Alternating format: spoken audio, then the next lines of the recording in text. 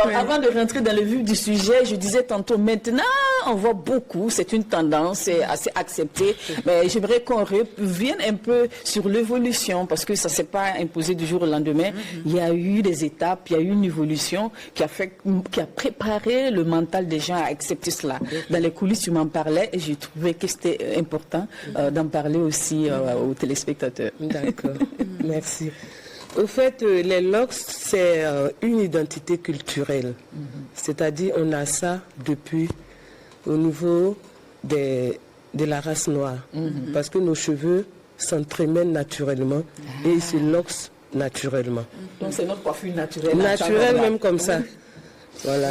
Après, maintenant, avec la colonisation, nous-mêmes, on a découvert le défrisage. C'est ça. Voilà. Donc, on a tout dénaturé. Oui. Voilà. Et après, nous encore, on a découvert que ça ne nous faisait pas du bien. C'est là qu'il y a eu le mouvement Napi. Voilà. Pour pouvoir valoriser les cheveux crépus. Et à travers le mouvement Napi, les difficultés qu'on avait pour entretenir les cheveux crépus, ça nous a amené à aller vers les locks. Pour garder, à la source. Voilà. Pour garder nos cheveux crépus toujours. C'est vrai, c'est voilà. vrai. Donc voilà un peu. Donc, on est allé prendre ailleurs. On s'est dit non, ça va pas. Ça va pas. Revenons.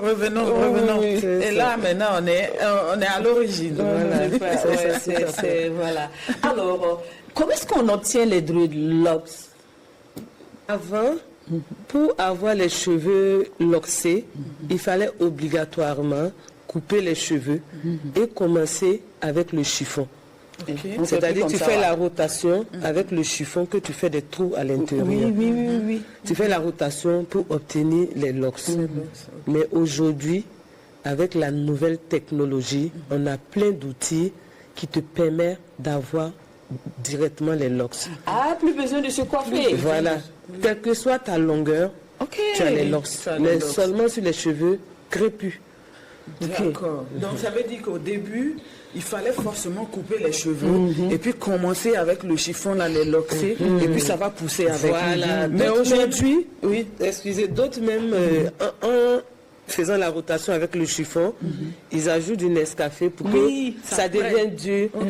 Ils mettent beaucoup de choses comme ça et tu ne laves pas pendant des mois. Pour que ça prenne avant de commencer à laver. Donc voilà un peu. Maintenant, on obtient de façon naturelle ou bien il y a des instruments, il y a du matériel pour pouvoir le faire, garder ces longueurs. Alors, quels sont les différents types de dreadlocks?